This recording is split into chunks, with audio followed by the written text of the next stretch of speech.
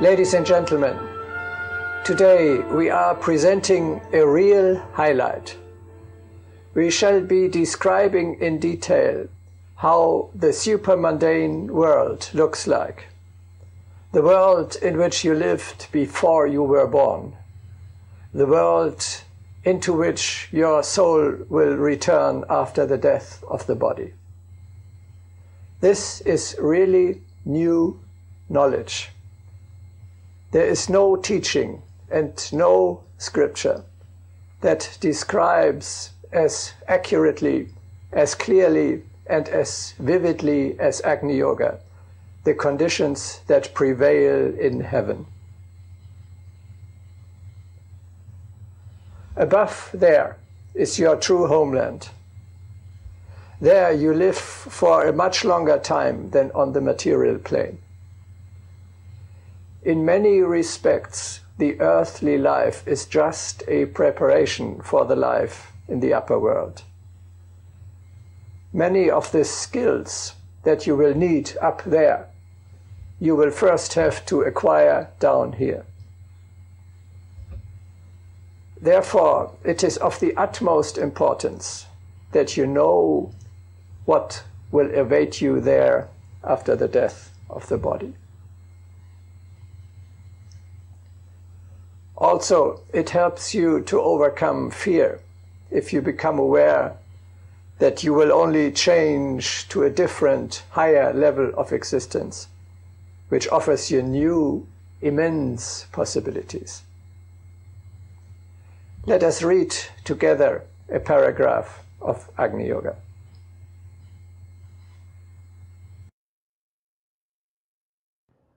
A high spirit does not resist moving naturally into a new life. It rejoices at the possibility of improving a new aspect of its life.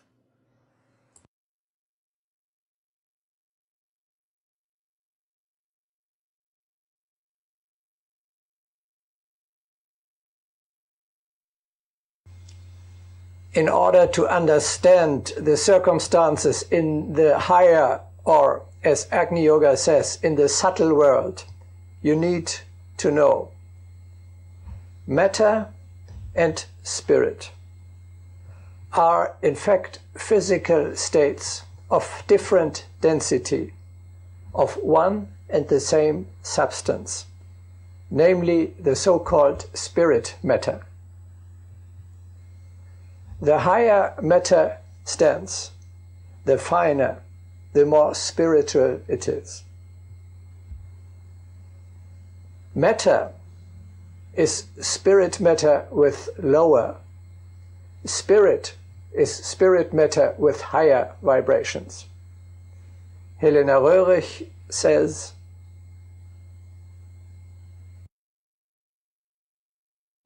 the placing of spirit and matter into diametrically opposing positions bred in the ignorant consciousness a fanatical conception of matter as something inferior, whereas in reality spirit and matter are one. Spirit without matter is nothing, and matter is but the crystallization of spirit.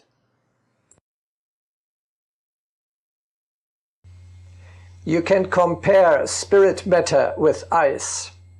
It is rough and firm, but through heating, that means in case of a higher vibration or spiritualization, ice turns into the finer states of water and steam without changing its essence. Examples of higher physical states are light, sounds, and sense, which are, on the one hand, physical, but on the other hand, not tangible. Therefore, when we speak of a higher spiritual world, that only means that matter there is much finer than on earth.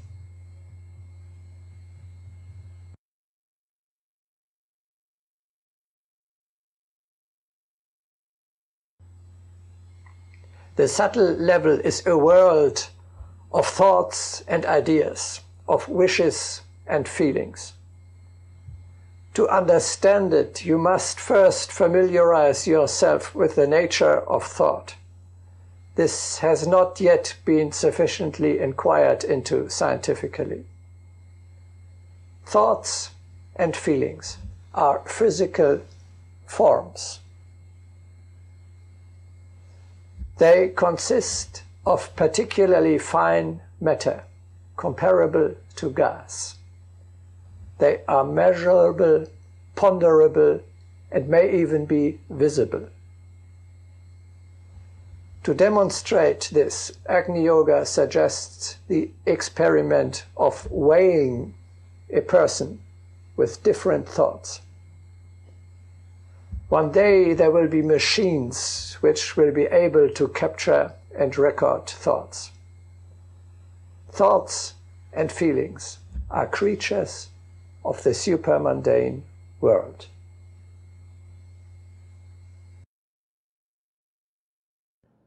One has to regard thought as a self-acting creation.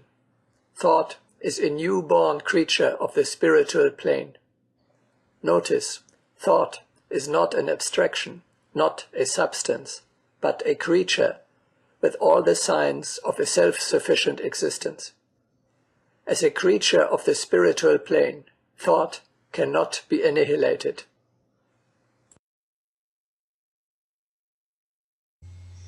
Like all other creatures, they grow. Thoughts dominate our life. Ideas are born. They evolve, spread, and fight one another. And they conquer and transform the world. We nurture them. They nourish each other, and they nurture us. These creatures do not perish, but continue to live indestructibly in space. Hence, this special responsibility not to put bad thoughts into the world. They are irreversible. For the thinker, it is a comfort to know that his thought creations are indestructible, that they may one day be picked up and can still become a physical reality in the future.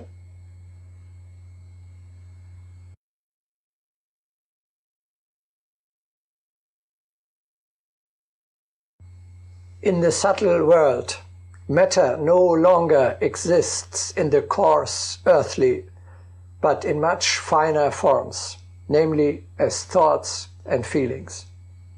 These form the reality there.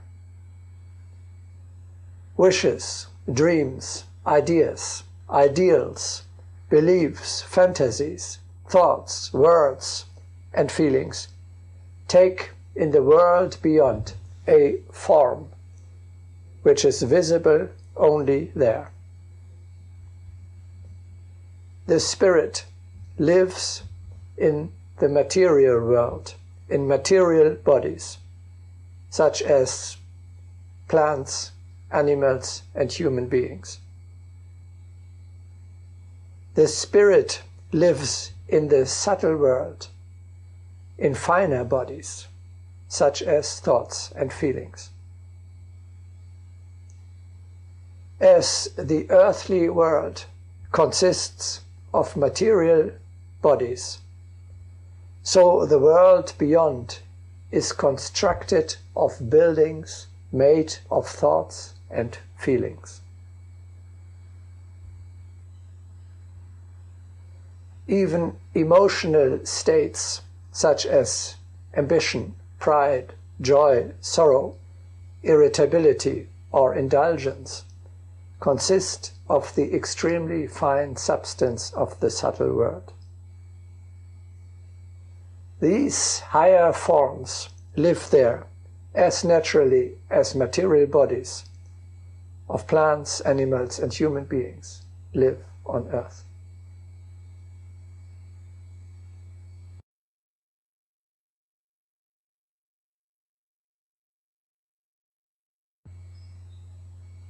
This is not as fantastic as it might sound at first sight. Much of what influences our earthly life significantly is a pure mental construction. Take, for example, this state. Materially, it does not exist. You can neither see it nor touch it. Tangibly, people exist who inhabit a certain area of the earth, as well as organs of the state, such as government, police, army, acting on its behalf, and movable and immovable property of the state. But the state itself is no more than a mere thought construction.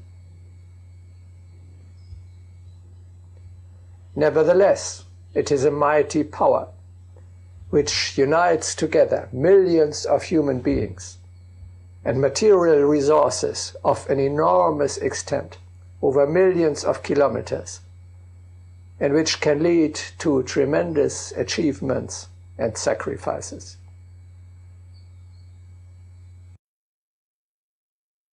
Thought rules everything.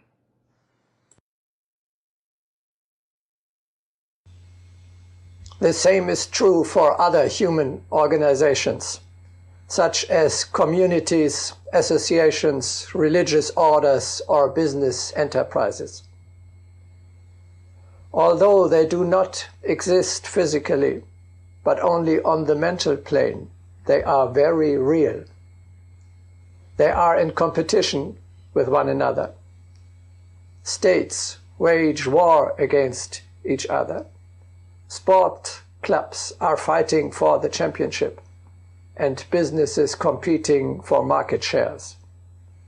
Millions of people train, work, and suffer for their advancement.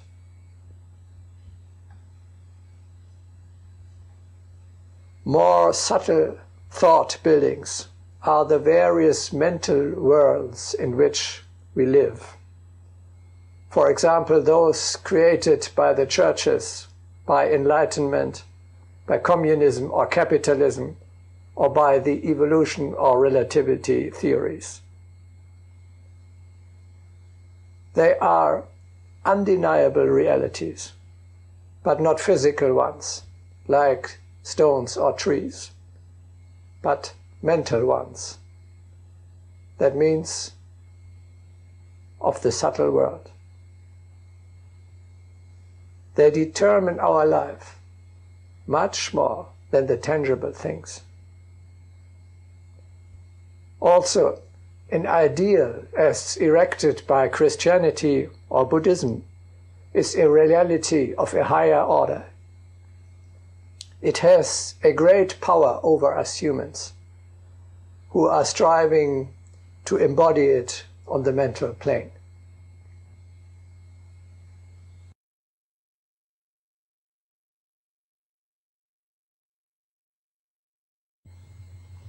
Because there are no gross material forms in the supermundane world, we do not work there as on earth with our physical strength, but with the power of our thoughts and wishes.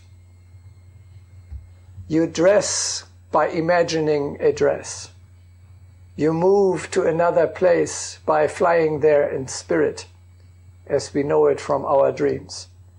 You are erecting thought buildings, etc. There are no obstructions due to gross matter anymore.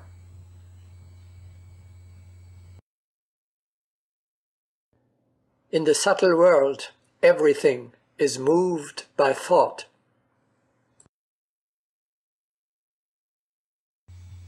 The higher spheres are a relative, a subjective world.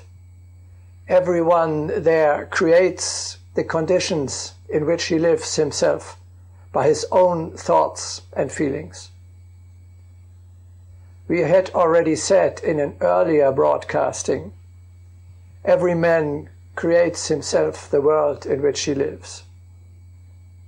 This is true in the upper world even more than on earth, because there no conflicting material circumstances exist. This is a paradise for a creative mind. Up there, whatever he thinks will immediately become reality. He can create anything he can ever imagine. There are no physical limitations anymore. Existential worries of the earthly kind do not exist. You just have to wish what you need, and it will immediately appear. You feed yourself with spiritual food, with light, sounds, smells, and ideas, as it says in the Bible. Man shall not live by bread alone, but by every word that proceedeth out of the mouth of God.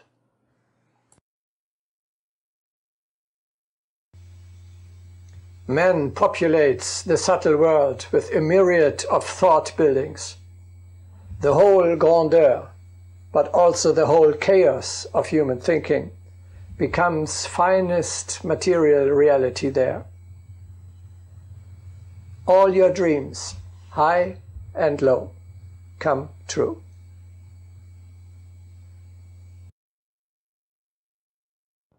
Alongside an imagined Olympus, one may encounter a monstrous factory unrealized during the earthly life. There exist harmonious oases, but in general there prevails a fantastic symmetry of human experiences.